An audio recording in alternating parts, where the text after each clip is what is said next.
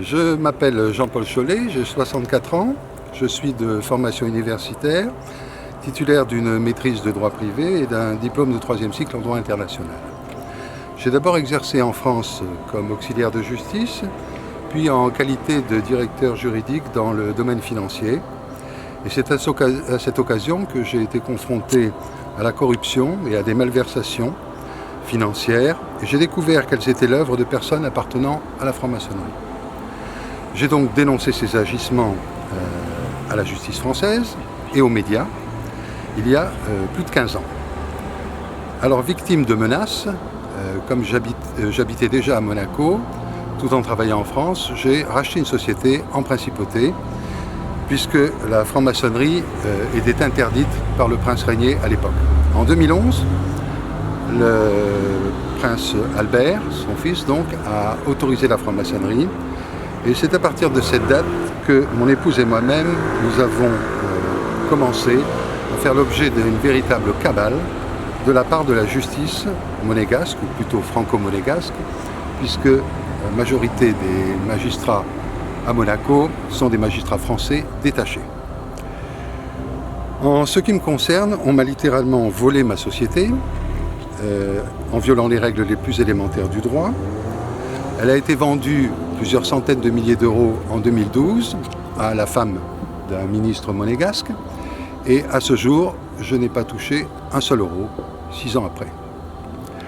En ce qui concerne mon épouse, la justice a ouvert une information judiciaire contre elle grâce à l'aide d'un pseudo-plaignant faisant l'objet en France de plusieurs plaintes pour escroquerie, abus de confiance, abus de faiblesse.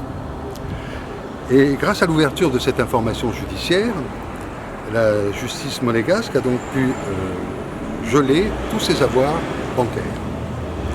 Aujourd'hui, 7 ans après, ces avoirs bancaires sont toujours bloqués et elle n'est toujours pas inculpée.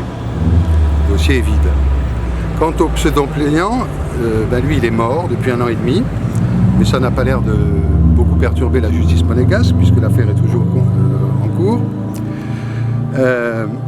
Ensuite, la justice monégasque est allée un peu plus loin dans l'innommable, enfin la justice monégasque, on le suppose, puisqu'un faux avis de décès de mon épouse est paru dans la presse locale monégasque en 2016, alors qu'elle avait déjà été victime de plusieurs accidents vasculaires cérébraux précédemment. Elle a donc déposé plainte contre X auprès du procureur général de Monaco, qui est également un magistrat français détaché par la France, et il a classé sans suite son affaire, sans même y répondre. En fait, en conclusion, tous les secteurs de la principauté sont aujourd'hui entre les mains de la franc-maçonnerie. Justice, police, santé, administration. Monaco ne peut plus être considéré comme un état de droit, mais la France en est également responsable. Au mieux, je dirais que la France est complice, passive, si ce n'est plus. Merci.